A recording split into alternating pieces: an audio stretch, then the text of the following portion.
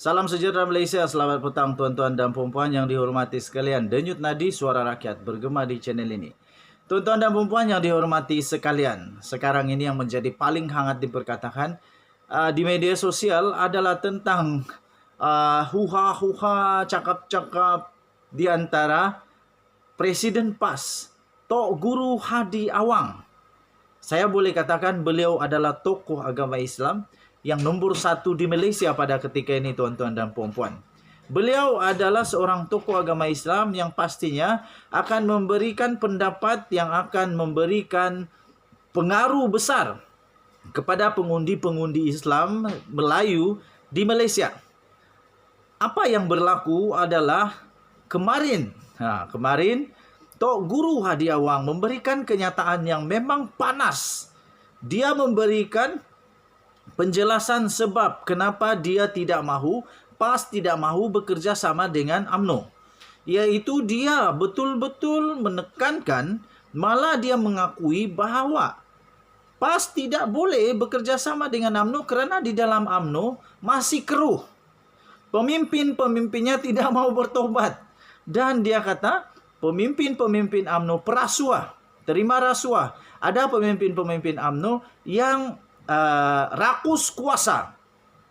Ini pasti akan membuat banyak pengundi terkesan. Mana tidaknya? Siapa yang tidak akan terpengaruh dengan kata-kata ahli agama nombor 1 di Malaysia? Pada pendapat saya, tuan-tuan dan puan-puan, ini memang agak ditunggu oleh ramai musuh-musuh politik Zahid Hamidi, musuh-musuh politik UMNO. Kenyataan ini akan mengubah banyak perkara, terutama bagi mereka yang betul-betul percaya apa yang dinyatakan oleh Tok Guru Hadi Awang. Tetapi sangat sukar untuk tidak dapat percayai kerana beliau adalah seorang tokoh agama.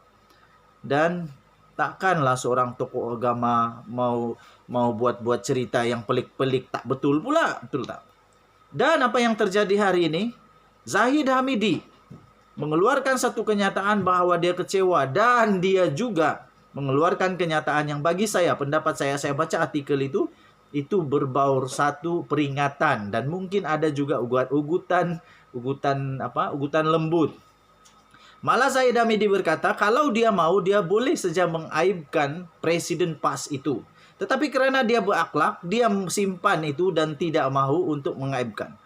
Tetapi pada pendapat saya, bukan ini jawapan yang betul daripada Zahid Hamidi.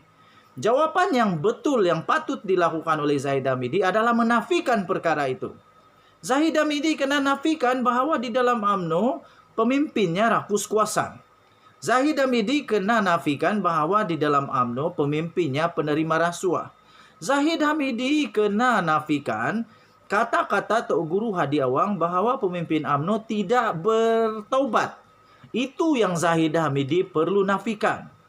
Bukan dia perlu untuk lawan balik Tok Guru Hadi Awang dengan ugutan bahawa dia boleh juga mengaibkan. Tak ada kesudahan, tak semua ini. Tetapi Zahid Hamidi sekarang berada di kasut. Di situasi yang amat berat. Dia perlu perjelaskan kepada 3 juta ahli UMNO. Pertama. Kedua, dia perlu perjelaskan kepada 30 juta rakyat Malaysia bahawa perkara yang disebut oleh Tok Guru Hadi Awang, ahli agama Islam dan juga penegak bangsa Melayu di Malaysia nombor 1. Dia perlu menafikan itu. Bukan dengan cara mengugut semula. Bukan untuk mengugut semula. Tapi dia perlu nafikan. Perkara yang memang tidak dijangka oleh seluruh Malaysia apabila Zahid Hamidi dalam ucapannya di dalam pertemuan yang besar di MIC itu, dirakam pula di video. Lepas itu menjadi tular seluruh Malaysia. Malah bukan Malaysia saja, seluruh dunia. Dan dia nafikan bahawa dia kata ucapannya itu dispin oleh musuh-musuh. Macam mana mau spin? Sudah jelas-jelas dia kata, kalau kita kalah, kita akan, begitulah, apalah. Dan dia sebut juga nama-nama. Oi, beraninya dia sebut nama-nama tuh.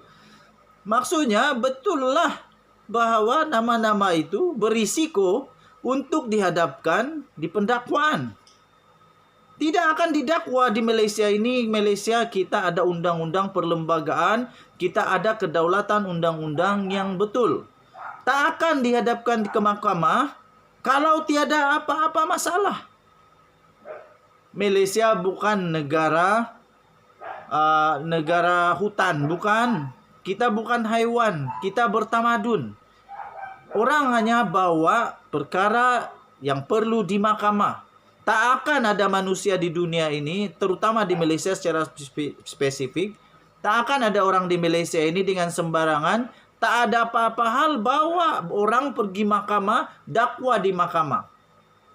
Kecuali ada angin bertiup, sehingga pokok bergoyang. Istri saya kata, tak akan pokok bergoyang kalau tak ada angin. Zahid Hamidi kenapa takut? Kala PRU, kalau tiada kesalahan. Kecuali memang ada kesalahan yang boleh didakwa. Jadi tuan-tuan dan puan-puan yang dihormati sekalian, saya terus terang, kedua-dua parti UMNO dan parti PAS, saya tidak undi. Kenapa? Kenapa? Sebab belum tahu lagi ada bertanding atau tidak di tempat saya. Kalau ada, terpulang kepada saya lah, mau undi siapa? PAS kah? UMNO kah? Atau apa-apa? Tetapi yang pasti, tuan-tuan dan puan, tidak dapat dinafikan sama sekali bahwa kenyataan daripada Tok Guru Hadi Awang ini akan mempengaruhi undi Melayu Muslim, Melayu Islam di Malaysia. Ini betul-betul panas. Jadi, Zahid Hamidi kena nafikan perkara itu. Jangan ugut balik, nafikan.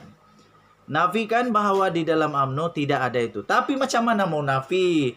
Benda tu memang sudah ada, cuma seorang sudah masuk penjara lah. Banduan Najib Razak sudah di penjara 12 tahun, 210 juta.